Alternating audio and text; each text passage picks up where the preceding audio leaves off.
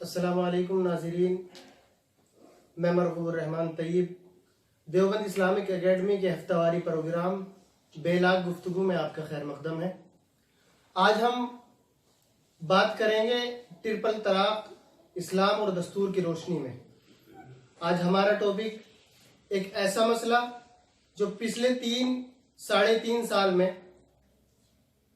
एक खास तबके से निकलकर मेनस्ट्रीम पॉलिटिक्स और मेनस्ट्रीम मीडिया में आया और उसने अपनी ऐसी जगह बनाई कि वो जाने का नाम नहीं लेता।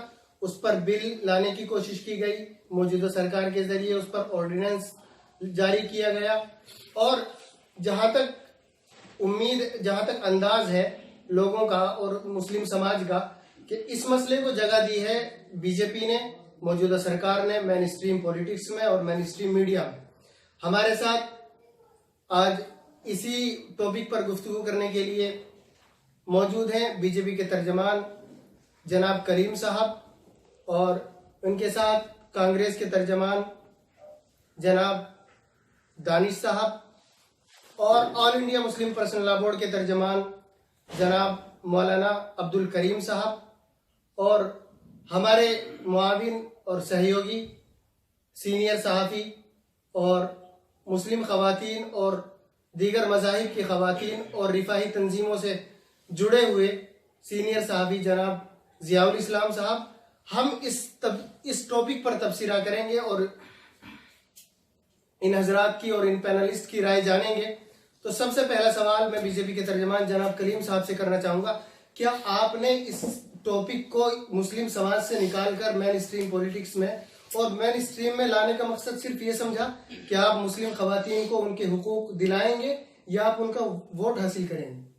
आपने ये जो मसला एक समाज का था उसको समाज को सुलझाना चाहिए था दरअसल, लेकिन आप इसको लाए कि मुस्लिम खवातीन पर जुल्म हुआ, ज्यादती हुई, इसको आपने मुस्लिम समाज से निकाला और फिर मेन स्ट्रीम पॉलिटिक्स में लाए, मेन स्ट्रीम मीडिया में लाए और इंटरनेशनल लेवल पर आपने इसको इशू बनाया। आपका मकसद क्या था? मुस्लिम खवातीन की हुकूक की नुमाइंदगी करना और उनको इंसाफ दिलाना या उनसे वोट हासिल करना? हालांकि मुस्लिम समाज आपसे नाराज रहते हैं, आपको अपनी पार्टी नहीं तस्लीम करता हूं। पहली बात तो मैं ये बात जो मसला चल रहा है, मैं खुलकर कहना चाहता हूं कि जो मसला चल रहा है ये किसी गिरोह को वोट बैंक के लिए, किसी गिरोह को वोट बैंक के लिए घेरने का नहीं है या किसी संप्रदाय को उनके हक मारने का नहीं है, बल्कि ये मसला चल रहा है, ये मसला नारी न्याय का और नारी गरिमा का है। उनको उनका इंसाफ दिलाने का है और उनके हक में बोलने का है। इंडिया पॉलिसी फाउंडेशन रिपोर्ट के मुताबिक और ना जाने कितनी दर्जनों रिपोर्ट ऐसी मौजूद हैं जिनमें खवातीन के दर्द को बयान किया गया है। वो बताती हैं कि खवातीन के साथ क्या क्या जुल्म किया गया, कि रोटी जली तो 3 तलाक, वजन बढ़ा तो 3 तलाक, नमक खाने में नमक ज्यादा हुआ तो 3 तलाक। एक वकील साहब ने अपनी बेगम साहब को इसलिए तलाक दे दी कि उन्होंने कहा कि तुम वकालत करते तो मैं भी करूंगा, मैं भी करूंगी। तो उन्होंने कहा तुम घर पर बैठो, उन्होंने कहा कि नहीं मैं भी करूंगी, उन्होंने विरोध किया तो कहा 3 तलाक। एक साहब ने अमेरिका से भेज दिया कि तुमको 3 तलाक। ये वो रिपोर्टें हैं, ये वो नंबर हैं जो हम तक पहुंची मीडिया के जरिए या और उन जराये के जरिए। बहुत सी ऐसी रिपोर्टें हैं जो अनरिपोर्टेड भी हैं, हम तक पहुंची ही नहीं। ये वो नंबर है जो हम तक पहुंचे नहीं। क्या आपको नहीं लगता ये जो आप रिपोर्ट, आपने एक बहुत लंबा एदाद शुमार गिनाया, आपको नहीं लगता कि सिर्फ इसमें रोटी जल गई 3 तलाक और वजन ज्यादा हो गया 3 तलाक और उसने कहा कि मैं भी वकील बनूंगी 3 तलाक, ये तलाक सिर्फ रोटी जलने, वजन बढ़ने या वकील बनने के लिए उसका कैरेक्टर आपने समझा? उस औरत का कैरेक्टर, उस औरत की गलतियां सिर्फ ये थी या सिर्फ मर्द पे आपने इल्जाम लगा दिया कि उसने 3 तलाक दे दी? ऐसा तो नहीं है ना। हालांकि मैं मानता हूं ये अच्छी बात नहीं है तलाक, और ये भी अच्छी बात नहीं है कि रोटी जलने से कोई 3 तलाक दे देता है। हो सकता है उसका कैरेक्टर खराब हो, ये बहाना बन गया हो। कैरेक्टर खराब होने का मतलब देते हैं कि आप 3 तलाक दे दें, उसको समझा भी सकते हैं ना आप।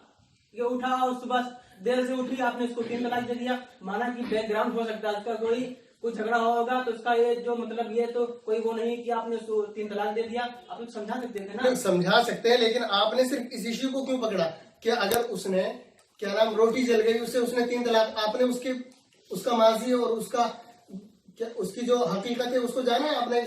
सिर्फ उसकी वो फरियाद लेकर आपके दफ्तर पहुंची है, आपके लोगों के पास आई और उसने कहा कि मुझसे रोटी जल गई, मेरे शोहर ने मुझको 3 तलाक दे दिया। आप हमदर्दी जताना चाहते हैं या वोट हासिल करना चाहते हैं? आप हालांकि मुस्लिम समाज आपसे कुछ नहीं है इस मामले में। कई लाख लोगों ने, कई लाख औरतों ने आपके खिलाफ एहतजाज किया, प्रोटेस्ट किया। ये तो आप हमसे पूछ रहे हैं, उन पीड़ित महिलाओं से जाके पूछिए जिनके ऊपर ये जुल्म हुआ है, ये जाती हुई है। आप उनके इन पीड़ित महिलाओं में मुसलमान तबका आपको क्यों नजर आया? आपके हिंदू समाज में और दीगर समाज में भी तो ज्यादती होती भाई। हर बुरे लोग, आप मानते नहीं मानते, बुरे लोग हर समाज में हैं। बिल्कुल। तो आपको मुस्लिम तबके की औरतें क्यों नजर आई? तो ये हमने सबके लिए कानून बनाया है ना। सबके लिए कहाँ बनाया है आपने? अगर हिंदू समाज को कोई शख्स अपनी औरत को छोड़ेगा तो उसको 1 साल की सजा, और मुस्लिम समाज का कोई शख्स छोड़ेगा उसको 3 साल। कहाँ का इंसाफ? 3 साल की सजा चिल्लाया जा रहा है। 3 साल सजा है, आपको बेल भी मिल सकती है ना। अब आपको थाने से बेल नहीं मिल सकती, आप मजिस्ट्रेट जाइए, वहां से आपको बेल मिल सकती है। ये सजा, ये आपको मैक्सिमम सजा आपकी दी गई है, 3 साल सजा है आपकी। ये तो चिल्लाया जा रहा है 3 साल, ये कोई, ये तो थाने से इंसान बेल लेने में फंस जाता है, आप मजिस्ट्रेट से उसको बेल दिलवाएंगे? बिल्कुल, आप मजिस्ट्रेट जाइए, जो पीड़ित महिला है उसके कहने पर हम उसको बेल दे सकते हैं। सर क्यों बेवकूफ बना रहे हैं लोगों को? आप बताइए दानिश साहब, आप कांग्रेस के तर्जमान हैं, आपने पार्लियामेंट के अंदर मुखालफत की बीजेपी के इस बिल की, आप क्या कहना चाहेंगे? ये बिल इंसाफ दिलाने के लिए लाया गया या उनका वोट हासिल करने के लिए लाया गया? देखिए, बीजेपी वाले हमेशा से असल में गंदी राजनीति करने की इनकी आदत पड़ गई है, और ये इनकी हुकूमत इसी पर टिकी हुई है, हिंदू और मुसलमान। अगर ये मुसलमानों को अब थोड़ा सा इनको अपनी तरफ खींचना चाह रहे हैं, मुस्लिम औरतों के वोट को खींचना यकीनन चाह रहे हैं, उनका यही मकसद भी है। लेकिन साथ साथ देखने वाली बात ये है कि ये इन्होंने मुस्लिम औरतों को एकदम से बेवकूफ समझ रखा है। ये उनको हमदर्दी के नाम पर, मोहब्बत जतलाने के नाम पर आया कि उनको इंसाफ नहीं दिला रहे, बल्कि मजीद उनको परेशानी में मुब्तला कर रहे हैं। जैसा कि आप जो इनका अभी बिल पेश हुआ, उस बिल के अंदर जो जैसे कि तलाक के बाद सजाएं हैं या कि और दीगर चीजें, आप उसको बारीकी से देखेंगे तो पता चलेगा मुस्लिम औरतों के ऊपर अब मजीद इससे और परेशानियां आएंगी, क्योंकि शौहर और बीवी के दरमियान मजीद इख्तलाफात बढ़ाने का काम कर रहे हैं इस बिल के जरिए से। उन्होंने तो एतराज कर दिया, जो मैंने कहा था कि इस बिल के लाने से परेशानियां बढ़ेंगी। उसको जेल, जब उसको जेल हो गई, उसके 3 साल के आने के बाद वो अपनी बीवी को रखेगा? आपको क्या लगता है? 3 साल बेल हो गई, आप मिल सकती है। अगर गुजारा भत्ता की बात है तो गुजारा भत्ता, अगर एक रिक्शा वाला है, जितनी उसकी कमाई है उस हिसाब से बेल मिलने के बाद गुजारा भत्ता दे दिया जाएगा। लेकिन अगर रिक्शे वाला जेल में चला जाएगा तो फिर आप कहाँ से देंगे मतलब उसको भत्ता? उसकी नहीं, मतलब वो रिक्शा जेल के अंदर चलाएगा क्या? वो तो जेल में रहेगा ना, तो उस वक्त कहाँ से आप गुजारा भत्ता देंगे? सिर्फ आप गुजारा भत्ते की मतलब ये बयान किया है, गुजारा आपको बेल मिल सकती है ना। अरे जेल मिले, हम मानते हैं उसको 3 साल की सजा हो गई। एक रिक्शा चालक है तो उसका जो काम धंधा हो रहा था, दिन भर में 150 रुपए कमा रहा था, बेचारा कहाँ से ला कर देगा? उसके बाद चलिए रुकिए, बहस लंबी हो जाएगी। वक्त हमारे पास मुतय्यन है, उसके अंदर हमको ये प्रोग्राम मुकम्मल करना है। All India Muslim personal law board के तर्जमान बैठे हुए, हम इनसे जानते हैं। सर, आपको नहीं लगता कि तलाक लाने के बाद अगर बीजेपी के जरिए तलाक आ गई तो आपकी दुकान बंद हो जाएगी मुस्लिम पर्सनल लॉ बोर्ड वालों की? सबसे पहले तो हम यही कहना चाहते हैं कि आपने जो लफ्ज तलाक के सिलसिले में यह कहा है कि दुकान बंद हो जाएगी, तो खैर आपको पहले अपना जुमला दुरुस्त करना चाहिए कि आप लोग यह समझ रहे हैं कि शरीयत किसी दुकान का नाम है। शायद आपको मालूम नहीं, शरीयत जो है, शायद आपने समझ रखा है कि ये अडानी अंबानी की जैसे एक फैमिली होती है और उनका एक कब्जा है पूरी उस पर, मिल्कियत पे, आप ये कह सकते हो जैसे इसराइल लाबी का कब्जा है पूरी दुनिया के ममलकत पर और ऐसे ही पूरी दुनिया के खजानों पर। शायद आपने शरीयत को यह समझ रखा है। ये शरीयत एक दुकान का नाम नहीं है। मेरी बात सुनिए आप, ये मसला आपके समाज का था, इसमें सुधार आपको खुद करना था, ये मेन स्ट्रीम में क्यों आया? सर, मैं वही आपको बता रहा हूँ कि मसला असल में क्या है। ये लोग तलाक तलाक के नाम पर चिल्ला रहे हैं। पहले आपको देखना पड़ेगा कि जो 5 जजों की बेंच बैठी थी उसने क्या लिखा है, पूरा आपको पढ़ना पड़ेगा। बताइए, मैंने पढ़ा है, उसको छोड़ दीजिए। इन लोगों ने किसी ने भी नहीं पढ़ा उसमें। आप ये देख सकते हो कि उसमें 5 जजों में 2 जजों ने क्या कहा है? 2 जजों ने कहा है ये गैर कानूनी है। उसमें जस्टिस जो है ललित है और ऐसे निर्माण है, और 2 ने से क्या कहा ये गैर कानूनी नहीं है। इस्लामी है, गैर कानूनी नहीं है। और एक जगह क्या कहा, ये गैर इस्लामी। और आपको सबसे पहले ये समझना चाहिए, और हुकूमत क्या नाम है, सुप्रीम कोर्ट ने ये नहीं कहा कि आप कानून ला करके आप इसको बराह रास्त क्या है खत्म कर सकते हो 3 तलाक को। हुकूमत ने तो, सुप्रीम कोर्ट ने ये कहा था कि आप जो है ऐसी सूरत हाल पैदा कीजिए या इस तरीके पर कानून बनाइए जिससे आपस में जो क्या रिश्ता खत्म हो रहा है, ये रिश्ता बरकरार रहे। सबसे पहली गलती तो आपने ये की कि किसी भी चीज को या कोई भी कानून बनाने के लिए जो जजों की जो टीम होती है उसमें ज्यादा से ज्यादा लोगों का जो है इसमें हिमायत हासिल होनी चाहिए। तो सबसे पहली गलती तो आपने ये की कि हिमायत हासिल नहीं थी 5 जजों की। 5 जजों में से कम 3 जजों की हिमायत हासिल होनी चाहिए थी। हिमायत तो सिर्फ 2 जज की है, और 2 जज उसे इस्लामी कह रहे हैं, एक जो है गैर इस्लामी कहा और इसे अनकॉन्स्टिट्यूशनल नहीं कहा। तो पहली गलती तो आपने यहाँ ये की। दूसरी गलती ये है कि आपने जो कानून लाया उसमें आपने सिरे से तलाक ही को खत्म कर दिया, जबकि सुप्रीम कोर्ट ने ये कहा था कि तलाक, चलो ठीक है आप तो ये कहते हो सुप्रीम कोर्ट जो है हम ये अगर कोई शख्स 3 तलाक दे रहा है तो उसको 3 साल की सजा होगी और तलाक भी नहीं होगी। भैया जब तलाक नहीं हो रही है तो सजा किस बात की? जब तलाक ये बताएंगे ना, कानून तो आप लाने की कोशिश, जब तलाक नहीं हो रही, सुप्रीम कोर्ट की 5 जजों की बेंच बैठी, उसमें से 2 ने कहा कि तलाक ये मसला ये तलाक गैर कानूनी है, 2 ने कहा कि कानूनी है, और 1 ने कहा कि गैर इस्लामी है। तो आपने जो बिल लाए वो किस बुनियाद पर लाए, गैर कानूनी है या गैर इस्लामी है? देखिए इस पे बहुत बहस चल रही है। तो वैसे साहब ने भी मुझसे, सदर ने पूछा था, मैं भी आपको भी ये जवाब देना चाहूंगा कि देखिए सुप्रीम कोर्ट ने कहा कि तलाक बिद्दत गैर कानूनी है। तलाक की बिदअत गैर कानूनी है, ये तलाक की बिदअत कहाँ से आ गई है? मेरी बात सुनिए पहले आप। नहीं, उसका जवाब वो देंगे, वो इस्लामिक स्कॉलर भी है और मुस्लिम पर्सनल लॉ बोर्ड के तर्जुमा। ये तलाक की बिदअत कहाँ से आ गई? कहीं किसी के घर से नहीं आई तलाकी बिदात, जो इन्होंने शोर हंगामा बर्बाद कर रखा है। तलाकी बिदात की शरीयत का एक जो है क्या नाम है हिस्सा है, हमेशा से हुजूर के जमाने से रही है 3 तलाक। बस ये है कि तलाक की 3 किस्में की गई हैं शरीयत में। एक तलाक तो ये होती है जिसे तलाक हसन कहते हैं, दूसरी ये होती है जिसे तलाक हसन कहते हैं, और तीसरे जो है तलाक बिदात है। पहले आपको ये समझना पड़ेगा तीनों में फर्क क्या है, तलाक हसन किसे कहेंगे, हसन किसे कहेंगे, बिदअत किसे कहेंगे। बस आप सिर्फ एक जुमला रट रखा है, तलाक बिदअत करते चले आ रहे हो और लोगों को बेवकूफ बना रहे हो। नहीं, ये मसला था तलाक हसन और बिदअत का, इसको आपने यहाँ आने से पहले अपने समाज को क्यों नहीं बताया? आपके समाज के लोगों को तो अब तक नहीं मालूम कि तलाक का तरीका क्या है सही। ये अगर मसला था तो आप अपने समाज में इसकी मुस्लिम पर्सनल लॉ बोर्ड की तरफ से नुमाइंदगी करते और अपने समाज को सुधारने की कोशिश करते। चलिए खैर, आपसे मैं लूंगा इसका जवाब, आप बताइए। मैं जवाब दे रहा हूँ। बहुत अच्छा आपने सवाल किया कि आपने इसे क्यों अपने समाज में नहीं बताया। सबसे पहली चीज तो हम पूरी तैयारी किए हैं और समाज के अपने क्या नाम है माशरे में जाते हैं, और इसे आप पहले हमारी तारीख उठा करके देख लीजिए कि हमने जो है कितने प्रोग्राम किए हैं इसी मसले को लेकर के।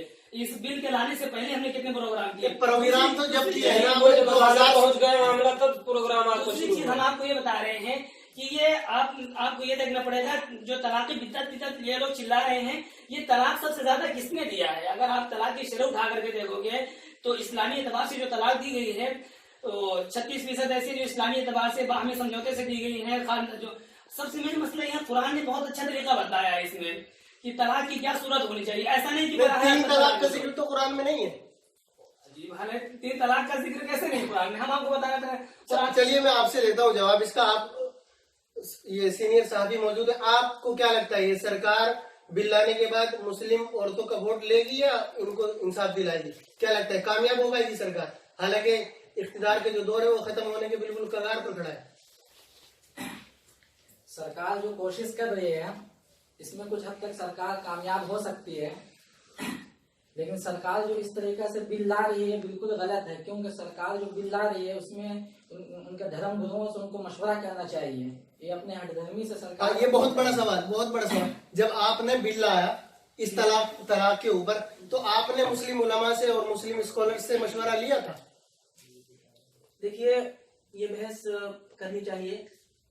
नहीं, करनी नहीं चाहिए, कर रहे हैं हम सर। जी जो मैंने मुस्लिम पर्सनल बोर्ड ने मुझसे एफिडेविट दिया, कहा कि मेरे मामले में इंटरफेयर ना करें, हम अपने मजहब को समझाएंगे। तो मैंने एफिडेविट दे दिया, उन्हें मैं समझा कि अपने वेबसाइट पे डालेंगे। कोई कार्रवाई नहीं की इसके खिलाफ। क्या किया गया? बेदारी मुहिम। कोई नतीजा नहीं आया। वो मुल्ला लोग समझते हैं कि अगर हम इसके खिलाफ कोई कार्रवाई करेंगे हमारी दुकान बंद हो जाएगी उसमें। अब हमारा सरकार हमारी है, सरकार मोदी जी की है, हमारा पावर है, तो हम नहीं करेंगे तो वो पीड़ित महिलाएं कहाँ जाएंगी? हम इसके खिलाफ कानून लाएंगे ना। ये पीड़ित महिलाएं आपको सिर्फ मुस्लिम समाज से क्यों दिखी? भाई हिंदू समाज में 22 लाख महिलाएं हैं ऐसी, उनको इंसाफ कब दिलाएंगे? मोदी जी की वाइफ को इंसाफ कब दिलाएंगे? हम जवाब देने की बात कर कितनी बेवा छोड़ दी जा रही है, कितनी बगैर सबसे पहले बात यह है कि हम बीजेपी के प्रवक्ता साहब से पूछना चाहते हैं कि तर्जमान से कि आप इंसाफ चिल्ला रहे हो, लड़ रहे हो, इंसाफ सिर्फ मुस्लिम महिलाओं के साथ है या तमाम महिलाओं के साथ? पहले आपको ये बताना पड़ेगा। इंसाफ सबके साथ बराबर है। बहुत अच्छी बात, इंसाफ सबके साथ बराबर है। हम आपको दिखाते हैं कि देखिए 4.5 करोड़ औरतें ऐसी हैं जो बेवा है, हिंदू महिलाएं। हमारे हिंदू माए बहनें ऐसी हैं जो 4.5 करोड़, वो क्या है? बेवा है, कोई नहीं पूछ रहा है। और ऐसे ही 90 लाख औरतें कौन सी हैं? वो हैं जो तवाइफ है। सोचो उनकी जिंदगी तबाह हो रही है, वो नाचने पर मजबूर है, उससे अपना खर्चा चला रही है। आपने उनके लिए क्या किया? नहीं, ये जो मसला, हाँ चलो ठीक है, हम मानते हैं बिल्कुल। ये जो मसला आपने उठाया है ना, 90 लाख औरतें जो तवाइफ है, वो अपनी मर्जी से है। ये जो मसला आपने उठाया है 90 लाख औरतें तवाइफ है, भाई वो सरकारी कार्रवाई से गुजर कर वहां तक पहुंचती, उनकी अपनी मर्जी है, जमहूरी मुल्क है। आप ये नहीं कह सकते। अगर चलिए मान लेते हैं एक दूसरे पहलू से अगर देखें तो उनको इंसाफ मिलना चलो चाहिए। ठीक है, मानते हैं आप ये कह रहे हो कि वो 90 लाख औरतों को छोड़ते हैं। पहली बात ये कि आप जो ये कह रहे हो शायद आपको मालूम नहीं, सरकारी कुछ नहीं है। अगर सरकारी है तो दिल्ली के अंदर क्यों छापा पड़ता है? नहीं, छापा कब पड़ता है सर? हाँ। ये मसला 3 तलाक पे था, आप जीबी रोड पे ले गए इसको। ठीक है। छापा जब पड़ता है, जब क्या नाम वहाँ 2 नंबरी से काम होता है या किसी को किडनैप करके वहां रखा, ये दूसरा मसला है। इस पर कभी और अच्छी बात। अच्छा 1 मिनट रुकिए आप, हम कांग्रेस के तर्जमान हैं, इनसे पूछना चाहते हैं, आपको क्या लगता है 3 तलाक की ये जो रिवायत है ये खत्म होनी चाहिए? मुस्लिम महिलाओं को इंसाफ मिलना चाहिए नहीं? देखिए इंसाफ तो सबको मिलना चाहिए, लेकिन इंसाफ वही जो मैंने शुरू में बतलाया कि इंसाफ को इंसाफ के तरीके से दिया जाए, न कि उनको मजीद परेशानियों में डाला जाए। अब इनकी हुकूमत क्या कर रही है? जैसा कि अभी इन्होंने कहा, कितनी औरतें बेवा हैं, कितनी जो है उनके शौहर छोड़ दिए हैं और दूसरी लेके टहल रहे हैं, वो बेचारी परेशान है, 4 बच्चों को खिला रही है, कहाँ से गुजारा आ रहा है उसका। और इसी तरीके कितने मर्द ऐसे हैं जो अपनी बीवी पसंद नहीं होती उसको तंदूर में डाल दे रहे हैं, गोली मार दे रहे हैं, फांसी लगा दे रहे हैं, उसके बाद दूसरी शादी कर रहे हैं। नहीं, जब आपको लगता है कि 3 तलाक की रिवायत ये प्रथा खत्म होनी चाहिए तो आप मुखालफत क्यों कर रहे हैं? क्या वजह है आपकी, आप मुखालफत कर रहे हैं सरकार की? देखिए 3 तलाक को जैसे ये लोग कहते हैं इस्लाम भी गलत कहता है, लेकिन इस्लाम गलत कहता है तो आप उसको जो बिल ला रहे हैं ना, इस बिल को आप थोड़ा इसमें तरमीम कर लीजिए, इसको इस जाविये पर और इस तरीके पर जैसे आप पास कराना चाह रहे हैं ये गलत है। अच्छा, ये बहुत बड़ी बात कही आपने। आपकी पार्टी ने और आपकी पार्टी के सांसद ने एक दिन ये कहा था कि हमको दूसरी पार्टियों की हिमायत चाहिए, कांग्रेस की बिलखुसूस, इस तरह बिल को पास कराने में। अगर आपको दूसरी पार्टियों की हिमायत चाहिए तो आपको सिलेक्ट कमेटी से घबराहट क्यों है? ये भी बहस बहुत चल रही है। सिलेक्ट कमेटी, बहुत लोग कह रहे हैं बिल को सिलेक्ट कमेटी के पास भेजना चाहिए। मैंने पूछा क्यों, तो बस एक ही जवाब कि इसको अपराध क्यों बनाया। तो मैं एक सवाल उठाना चाहता हूँ कि अगर जब 12 साल की बहू बेटी के साथ या बहन के साथ रेप होता है तो सदन ने कानून पास किया कि ऐसे अपराधी को फांसी की सजा दी जाए, सदन ने इसको पास किया। अब तब सवाल क्यों नहीं उठा कि जब उसको फांसी होगी, उसका परिवार होगा, तो उसका क्या किया जाएगा? क्योंकि सबको पता है ये एक जघन्य अपराध हो रहा है, यह एक जुर्म हो रहा है। इसलिए नहीं, अब मुझे अपनी बात पूरी करने दीजिए। इसी तरह डाउरी प्रिवेंशन एक्ट, दहेज प्रथा के खिलाफ अगर कोई पकड़ा जाता है तो उसको 5 साल की सजा होगी। पति भी जाएगा जेल, सास भी जाएगी और कभी कभी ननद भी जेल जाती है। उस वक्त तो किसी ने आपको मालूम होना चाहिए, ये सारे केस अवेलेबल हैं। और इसी तरह रेप में और तलाक में बहुत बड़ा, अभी आता हूँ मैं आपको। रेप में और तलाक में वो दूसरा पहलू है, उस पर मैं बात करूंगा। रेप में और तलाक में बहुत बड़ा फर्क आपको नजर आएगा। तलाक तलाक तलाक बोल के उसने छोड़ दिया अपनी बीवी को, वो किसी और के साथ शादी करे और रहे, कोई मसला नहीं है। लेकिन उसने रेप किया है, अगर आप उसको छोड़ देंगे तो उसकी हिम्मत बढ़ जाएगी। तो इसी तरह अगर हम उसको छोड़ देंगे तो अपनी बीवी को और परेशान करेगा ना। रेप कब होता है आपको पता है? रेप जब होता है जब दोनों तरफ से, एक तरफ से मर्जी, लड़की की मर्जी ना हो और लड़के जबरदस्ती कर रहे हो, उसको रेप कहते हैं। ठीक है, वो तो आपने, आपकी सरकार का शुक्रिया तो नहीं करना चाहिए, बल्कि आपने जो कानून पास किया 370 वाला। लेकिन रेप जब होता है जब लड़की की मर्जी ना हो, लड़के जबरदस्ती करें, और अगर इस पे आप सजा नहीं देंगे ना तो ये मामले बढ़ेंगे। और आपकी सरकार पे रेप की जितनी संख्या बढ़ी है शायद किसी सरकार में ना बढ़ी हो। तो हम इस पर कार्रवाई कर रहे हैं ना। क्या कार्रवाई कर रहे हैं आप? 3 तलाक पे कार्रवाई कर रहे हैं, रेप पे कब लाएंगे आप? वो तो जब लाए थे जब आप कश्मीर का मुद्दा उठा था, उसके बाद तो उस पर कोई चर्चा हुई नहीं। निर्भया कांड ना तो आप नाम सुना ही होगा। निर्भया कांड ने सरकार गिरा दी उनकी भाई, तो उस पर भी कानून बनाना, उस पर भी उलटफेर हुआ ना। उलट फिर उस पर कानून बना, निर्भया कांड पे उनकी सरकार गिर गई थी। आप तलाक कर रहे हैं, आपको वोट हासिल करना है या इनको इंसाफ दिलाना है? वोट बैंक के लिए किसी को घेरने का मकसद हमारा नहीं है। आपने कहा कि अगर सुप्रीम कोर्ट ने जब फैसला दिया कि ये गैर कानूनी है, सुप्रीम कोर्ट के 2 जज ने कहा गैर कानूनी है, 2 ने कहा गैर कानूनी नहीं है, और 1 ने कहा गैर इस्लामी है, और कहा कि तलाक नहीं होगी। जब तलाक नहीं होगी तो फिर सजा किस बात की देंगे आप?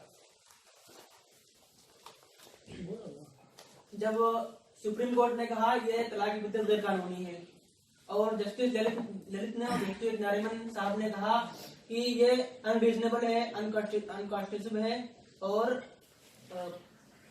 परवांचनिक है, यानी गैर कानूनी है। और जस्टिस कोलिन जोजिस साहब ने कहा, जिन्होंने कुरान को पूरे विस्तार से विवरण करने के बाद, समझने के बाद कहा है कि जो चीज कुरान के अंदर मतलब जुर्म है वो बाहर कानूनी कैसे हो सकती है। तो जब इतने बड़े जस्टिस ने ये बात कह दी, फिर अब आपको मतलब 1 मिनट, जो चीज कुरान के अंदर जुर्म है तो वो कानूनी कैसे हो सकती है? हाँ। कुरान के अंदर अगर आप कुरान के कानून को लेंगे तो संविधान से मुखालफत होगी। संविधान के अलग है और कुरान के अलग है, तो उस पर नहीं बोल सकते आप। वो उनकी निजी राय हो सकती है, लेकिन सुप्रीम कोर्ट का फैसला नहीं हो सकता। तो मैं कुरान के अंदर चोरी पे हाथ कटते हैं, हिंदुस्तान में नहीं कटते। अगर यहाँ आप चोरी पे हाथ काटेंगे तो गैर कानूनी हो जाएगा सर। मुझे पहले अपनी बात पूरी करने दी जाए। मैं कह रहा हूँ कि मैं ये कानून बनाने के लिए बात नहीं कह रहा हूँ, ये मतलब उनकी एक जो राय बताई है, इतने बड़े जस्टिस ने उनकी राय बता रहा हूँ कि जब उन्होंने कहा जो कि कुरान के अंदर गैर कानूनी है या जुर्म है, तो कुरान के बाहर यानी समाज के अंदर वो कानूनी कैसे हो सकती है। इसलिए जब सुप्रीम कोर्ट ने कह दिया तलाक की मुद्दत गैर कानूनी है, फिर वो कुछ कहना चाह रहे हैं मुस्लिम पर्सनल बोर्ड के दर्जे, वो बताएंगे इस मामले। अच्छा, आपको मैं 3 मिनट देता हूँ, आप तलाक बिदअत, तलाक हसन, तलाक हसन, जितनी भी तलाक की किस्में हैं उनको बताइए, और जो कुरान ने तरीका बताया ना तलाक देने का, और जो शरीयत ने अहादीस वगैरह में जो है वो आप पूरा समझाएं।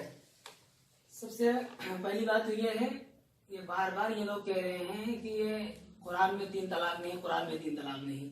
तो सबसे पहले तो हम अपने तमाम साथियों से ये बताना चाहेंगे कि भाई शरीयत सिर्फ कुरान का नाम नहीं है। शरीयत कुरान का नाम शरीयत नहीं। सिर्फ कुरान का नाम नहीं है। शरीयत 4 चीजों का नाम है। कुरान है, हदीस है, इजमा कयास है। हम जितने लोग हैं मुसलमान सब इसको मानते हैं, शरीयत 4 चीजों का नाम है। तो सिर्फ आप कुरान को लेकर के चलोगे तो कैसे होगा? कुरान के साथ साथ हमें ये भी देखना पड़ेगा प्रॉफिट मोहम्मद सल्लल्लाहु अलैहि वसल्लम ने क्या फरमाया है, शरीयत हमारी क्या नाम है, हदीस क्या कह रही है, और इजमा कयास क्या कह रहे हैं। तो बुनियादी चीजें असल 2 हैं हमारे यहाँ। बुनियादी चीजें 2 हैं, एक कुरान है, दूसरी शरीयत है। तो कुरान में तो बराह रास्त अगर आप गौर करोगे तो इसमें 3 तलाक का जिक्र नहीं मिलेगा, लेकिन शरीयत में जब हम गौर करते हैं हदीस में तो 3 तलाक का जिक्र हमें मिलता है। और या आप 3 तलाक को इस तरह का, ये बहुत सारे लोग ये कहते हैं कि ये जैसे कि सुप्रीम कोर्ट में भी चीफ जस्टिस ने क्या नाम है, जो 5 जजों की कमेटी थी उसमें एक जज ने ये भी कहा ये 1400 साल पुरानी परंपरा है और ऐसी चली आ रही है। ये बिल्कुल हम क्या नाम है एक अदब के दायरे में रह करके सुप्रीम कोर्ट से ये कहना चाहते हैं कि ये बिल्कुल आपने ये कायदे से शरीयत को पढ़ा ही नहीं, परंपरा नहीं है ये, दरअसल नबी सल्लल्लाहु अलैहि वसल्लम के जमाने ही से आ रही है। आप अहादीस को उठा करके देख लीजिए कि एक सहाबी रसूल है, वो अपनी बीवी को 3 तलाक दे देते हैं, उसके बाद आते हैं अल्लाह के नबी सल्लल्लाहु अलैहि वसल्लम के पास। हज़रत आयशा रज़ी अल्लाह तआला अन्हा की हदीस है, तो कहते हैं कि हमने ऐसा कर दिया। अल्लाह के नबी फौरन गुस्सा होते हैं, फौरन क्या गुस्सा होते हैं और उसके बाद कुछ बोलते नहीं उस पर। तो आप यहाँ देख लीजिए, अगर सबसे पहली चीज तो यहाँ पॉइंट पकड़ने की है, अगर अल्लाह के नबी गुस्सा हुए तो इसका मतलब क्या है, वो औरत जो है उस शौहर से निकल गई, तभी तो अल्लाह के नबी गुस्सा हो रहे हैं। भाई आप आज में गुस्सा कब होता है, जब कोई चीज गलत होती है तभी गुस्सा होता है ना। तो दूसरी चीज ये है कि अगर वो 3 एक ही होती, जैसे कि बहुत सारे लोग कहते हैं, हमारे पास भाई हैं वो कहते हैं कि 3 एक ही है, तो वहाँ अल्लाह के नबी क्या कहते, फौरन कहते कि नहीं, अगर 3 तलाक दे दिया कोई मसला नहीं, अगर एक साथ कह दिया इसने ये एक ही शुमार होगी, आप जाकर के रुजू कर लो। तो वहाँ भी हमें इसका जिक्र नहीं मिलता। तो ऐसे ही आप कयास में भी देखिए। और अच्छा, अल्लाह के नबी ने उस वक्त नहीं कहा कि 3 एक ही शुमार होगी? बिल्कुल नहीं कहा, आप कहीं भी नहीं दिखा सकते 3 एक ही शुमार होगी, कहीं नहीं। जो इसको मानने वाले भी नहीं दिखला सकते, जो 3 को एक मानते हैं पूरी जिंदगी नहीं दिखला सकते। यानी कि 3 तलाक, अगर जो बहुत से मुसलमान का एक बड़ा तबका है जो 3 को एक मानता है, तो आप बताना चाह रहे हैं 1400 साल पहले जब ये वाकया हुआ तो उन सहाबी ने 3 तलाक अपनी वाइफ को दी, और जब अल्लाह के नबी के सामने ये बात आई, प्रॉफिट मोहम्मद साहब के सामने ये बात आई, तो उन्होंने गुस्से का इजहार किया, यानी कि तलाक हो गई। जब तलाक हो गई तो उन्होंने ये नहीं कहा कि 3 तलाक दी हैं तो 3 को एक शुमार कर लिए जाए, नहीं कहा। ये सब क्राइम क्या बतलाते हैं। और दूसरी चीज ये है कि हाँ, इतना जरूर था, हजरत उमर रज़ियल्लाहु तआला अन्हु के जमाने से जो मिलता है तो वहाँ सजा देना मिलता है। हजरत उमर रज़ियल्लाहु तआला अन्हु ने सजा दिया। अल्लाह के नबी ने हमारे ये भी कहा था कि हमारे रहते हुए तुम लोग कुरान में खिलवाड़ कर रहे हो। तो और फिर उसके बाद हजरत उमर रज़ियल्लाहु तआला अन्हु का सामान आता है। चलिए, खैर हम आपको बता दीजिए, सजा की बात कर रहे हैं, 3 साल की सजा, बिल्कुल सजा दीजिए आप, लेकिन सजा का तरीका होता है। आप सजा कैसे दोगे? आप बिल्कुल क्या नाम है, खुद हिंदुस्तान के जो कानून है, आइन दस्तूर, उसके खिलाफ कर रहे हो। आप देख लो कि अगर कोई एक्सीडेंट कर देता है 2 साल की सजा, मतलब आदमी की जान चली जा रही है, उसमें 2 साल, एक आदमी की जान तो नहीं जा रही है। और सबसे बेहतर शरीयत ने हमारे ये दिया कि अगर एक मियाँ बीवी आपस में नहीं मिल पा रहा, उनका मेल मिलाप नहीं हो पा रहा है आपस में, तो ठीक है भाई, शरीयत ने एक इजाजत दी, तलाक दे दे, उसे इंसान छोड़ दे, वो दूसरी जगह जाकर के अपनी जिंदगी गुजारे। दूसरी चीज, हम इस पर एक बात ये भी कह रहे हैं, अगर कोई रिश्वत लेता है तो आपके यहाँ 1 साल की सजा है। अगर कोई कहीं दंगा करा दिया तो वहाँ 2 साल की सजा है। तलाक देने से तो सिर्फ एक औरत की जिंदगी का मसला है, जहाँ दंगा कराया जा रहा है वहाँ हजारों लाखों औरतों की जिंदगी का मसला है, बहुत सारे लोगों के कोई इंसानियत का मसला है। वहां तो आप 2 साल की सजा कर रहे हो, फिर उसके बाद यहाँ आकर के 3 साल की सजा। तो इसका मतलब क्या है, बीजेपी सिर्फ और सिर्फ अपना रोटी सेकना चाहती है, इस पे अपना सियासी रोटी सेकना चाहती है, वोट बैंक बनाना चाहती है। और अगर आपको मुस्लिम महिलाओं से, मुस्लिम बहनों से इतनी ही हमदर्दी है तो आप, ठीक है, हम आपको बहुत सारे लोगों को शुमार कराते हैं, आप उन्हें इंसाफ दिला दो। क्या आप इंसाफ दिला सकते हो? ज़किया जाफरी को इंसाफ दिला दोगे कि आप ही की दंगाइयों ने जो है गुजरात के अंदर मारा था? वो मसला दूसरा निकल जाएगा, गुजरात फसाद और मुजफ्फरनगर फसाद। कांग्रेस के तर्जमान साहब, मैं आपसे पूछना चाहता हूँ, आपको जब ये परंपरा और ये रिवायत गलत लगती है कि ये 3 तलाक बोल के किसी औरत को छोड़ देना और उसकी जिंदगी और उसके जज्बात से खेल जाना, ये गलत है, तो फिर आप इस बिल की मुखालफत क्या करते हैं? और अगर मुखालफत करते हैं इस बिल की आइन की रोशनी में, तो आपको वो कौन से कवानीन और वो कौन से निकाते हैं जो आपको इस बिल के अंदर गलत नजर आते हैं? देखिए, हम इस बिल की मुखालफत करते हैं और ये चाहते हैं कि बिल सिलेक्ट कमेटी के पास जाए, और सिलेक्ट कमेटी के पास वहां पर कुछ तरमीमें हो। जैसे यही एक बात है कि सुप्रीम कोर्ट कह रही है शादी नहीं टूटती, अब शादी नहीं टूटती तो उस पर सजा क्यों हो रही है? एक चीज तो ये, और दूसरी बात ये कि जब सजा हो गई, शौहर जेल चला गया, तो उसको अब गुजारा कहाँ से मिलेगा और वो औरत जाएगी कहाँ? आप इस्लाम का तरीका देख लीजिए, अगर इस्लाम में तलाक होती है तो इद्दत, अय्याम इद्दत जो होते हैं उनमें शौहर के ऊपर उसकी किफालत होती, उसका नफका होता है औरत का। और ये मौजूदा हुकूमत क्या कर रही है, इधर जो है औरत को तलाक हो रही है, और तलाक होने के बाद औरत को प्रोटेक्शन क्या दे रही है, क्या उसका तहफ्फुज़ कर रही है? आप ये देखिए कि कह रही है कि एक तरफ तो मतलब उसको उसके धर्म से भी अलग कर रही है, उसके घर से भी अलग कर रही है, मुस्लिम पर्सनल लॉ वालों से भी अलग कर रही है, और तहफ्फुज़ के नाम पर यह कह रही भैया आप अपने पति को जेल भेज दो। तो ये कौन सा इंसाफ है? जिन औरतों ने इस मसले को उठाया और आपके दफ्तर पहुंची, आपने इस मसले को अपने दफ्तर से निकालकर मेनस्ट्रीम पॉलिटिक्स और मेनस्ट्रीम मीडिया में लाए, उन औरतों को आपने इंसाफ दिया, वो बात अलग है, लेकिन उन औरतों के लिए आपने क्या किया जो बीजेपी जिन्होंने ज्वाइन कर ली? जो औरतें आपके दफ्तर आई और इस मसले को आपकी पार्टी तक लाई और आपने इसको खूब उछाला और इसके नाम पर आप बिल लेकर आए, तो आप चाहते हैं कि उन औरतों को इंसाफ मिले। आपने उन औरतों के लिए अब तक क्या किया? हमने कानून बनाया। कानून से तो उनका मसला हल नहीं हुआ ना, कानून से कहा, अभी कानून नाफिज कहाँ किया आपने? चलिए, आपने कुछ नहीं किया, आप मान रहे हैं आपने कुछ नहीं किया, करेंगे भाई कहाँ से? गलत है तो करेंगे कहाँ से? एक बात मैं आपसे पूछना चाहता हूं इनके बाद, आपको नहीं लगता कि किसी समाज का कोई खास मसला जो धार्मिक हो बिलखुसूस वो मेन स्ट्रीम पॉलिटिक्स और मेन स्ट्रीम मीडिया में आए और फिर उसका नहीं निकले, या आपको ये मुनासिब लगता है कि कोई भी मसला हो वो उसी समाज के अंदर हल हो जाए और किसी को पता भी ना चले? ये बात बिल्कुल सही है। ये काम तो मुस्लिम पर्सनल लॉ बोर्ड के काम थे, लेकिन मुस्लिम पर्सनल लॉ बोर्ड इतने जमाने से कायम हो गए, लेकिन मुस्लिम पर्सनल लॉ बोर्ड ये काम को अंजाम नहीं दे पाए। जो काम मुस्लिम पर्सनल लॉ का था वो नहीं दी, उसके वजह से जब नहीं ये काम कर पाई तो ये काम को अब सरकार अपने हाथ में ली। अब सरकार ये काम को हल कर रही है। सरकार हल कर पाएगी इसको? क्या लगता है आपको, इनका हुकूमत खत्म होने वाली है, इंतखाबात शुरू हो जाएंगे, सरकार इसको नाफिज करा लेगी? सरकार कोशिश में लगी हुई है। अगर अभी नहीं कर सकेगी तो आइंदा हुकूमत बनेगी तो आइंदा फिर यही है कि कुल मिलाकर यही है ही कि सन 2019 का इलेक्शन निकल जाए। इलेक्शन निकालना है कि कानून बनाना है? इलेक्शन निकालना है। अच्छा, आपकी जब पहली मर्तबा पार्लियामेंट में बिल पेश किया गया तो आप खामोश क्यों थे जनाब? देखिए, पहली मर्तबा जो इन लोगों की धांधली देख लीजिए हर जगह। पहली मर्तबा मुझे इनकी तो अब नजर आ रही है, आपकी पहले नजर आ रही बात सही है। मैं बता रहा हूँ, पहले मेरी बात सुन लीजिए। पहली मर्तबा जो लोकसभा के अंदर बिल पेश हुआ है, जिस पर बहस हुई है, उस दिन बिल सिर्फ पेश होना था, बहस नहीं होनी थी। और बहस करी किसने? इन लोगों ने उस पर जोर करके बहस करवाई। अब एक बात आप देख लीजिए, वहाँ और मुखालफत की गई है। मुखालफत कांग्रेस के लोगों ने भी की है और दीगर अपोजिशन के लोगों ने भी की है।